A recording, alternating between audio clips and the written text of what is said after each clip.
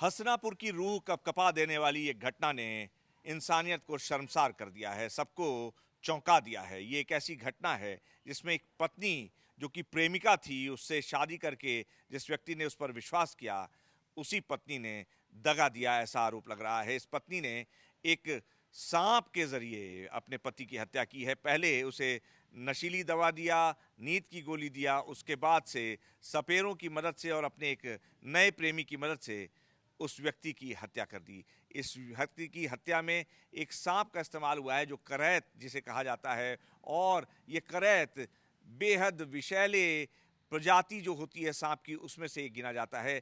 इस सांप की प्रजाति और इसके जहर का ये असर होता है कि ये आपके नर्वस सिस्टम पर असर करता है। ये वो जगह है, यहाँ राजकीय पशु चिकित्सालय हस्तिनापुर मेरठ आपको दिखा रहे हैं। यहाँ पर इसका पोस्टमार्टम हुआ। सांप का जो कहा गया था, उस महिला ने ये कहानी रची थी कि गर्मी हो रही थी और उसके बाद वो अपने बच्चों को लेकर, बेटे को लेकर दूसरे कमरे में चली गई सोने के लिए। इसी बीच में सांप ने आकर उसके पति को काट लिया, डस लिया और उसकी मौत हो गई। और सांप को देखकर इस महिला ने यह भी कहानी बताई कि सांप को उसने कूच कूच कर मार डाला।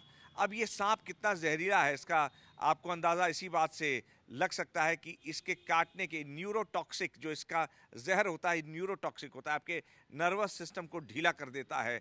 आपको एक तरह से पैरालिसिस अटैक में चले जाते हैं और कोमा में जाते जाते आपकी मौत हो सकती है। ये मौत इस सांप के काटने के 6 से 12 घंटे के अंदर, 6 मिनट से लेके 12 घंटे तक, यानी कि अगर बहुत ज़्यादा पॉइजनस है तो 6 मिनट के अंदर आपकी मौत हो सकती है।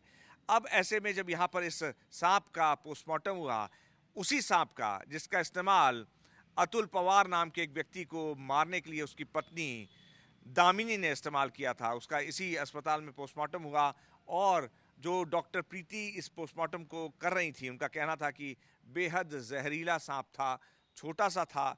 उन्होंने पोस्टमार्टम रिपोर्ट सांप की दाखिल कर दी है, पुलिस को दे दिया है, सौंप दी गई है पुलिस को ये रिपोर्ट। अब पुलिस इसे एक सबूत के तौर पर कोर्ट में पेश करेगी और उसके बाद आगे के जितने भी तथ्य इकट्ठे किए जा रहे हैं इस पूरे मामले में, इन्वेस्टिगेशन जो हो रहा है, सारे फैक्ट्स और फाइंडिंग्स के आधार पर जो कसूरवार हैं, जो दोषी हैं, उनको सजा दिलाने की कोशिश करेगी।